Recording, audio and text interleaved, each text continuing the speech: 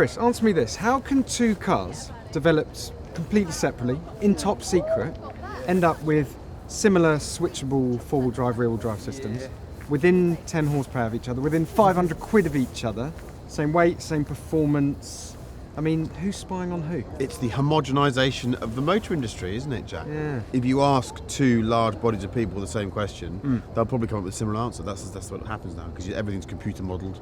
If you throw in all the legislation that you need to meet, the performance that you want to reach, and the fuel economy you have to reach, and the emissions, everything else, you end up with quite a similar car. I happen to know one of your favourite cars in the world is the E28 M5. Yep.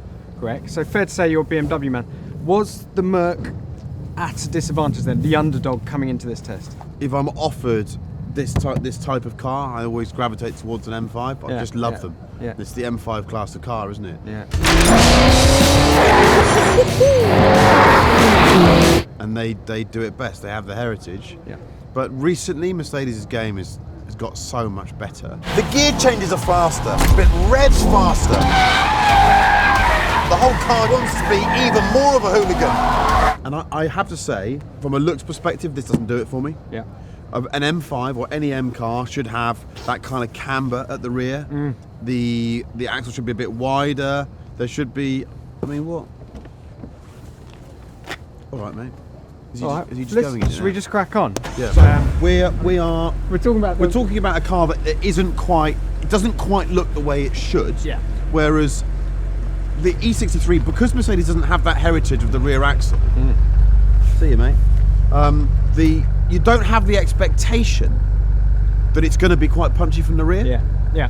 And I think that's disappointing, really. It is a bit. Well, let's do this methodically, all right? I want to go through acceleration, the two cars. Is there a difference? Does one feel faster than the other? 6 and 2 3s. Yeah. They're both so fast that you sit there going, can a saloon car really do this? Style, we've covered that one. That's just from personal perspective. Some people will prefer the Mercedes to the BMW, vice versa. It's all subjective. I think you're right. I think it's too plain. Yeah. I think you might as well have a 540i. You're saying you agree with me? On that one point, Okay. we've got more to come. Yeah. Sound. I think they both sound pretty good. Yeah. They both sound pretty good. The Mercedes is an angrier sounding machine, and on the downshifts it's got bigger pops and bangs and everything else. Skids. They both skid beautifully.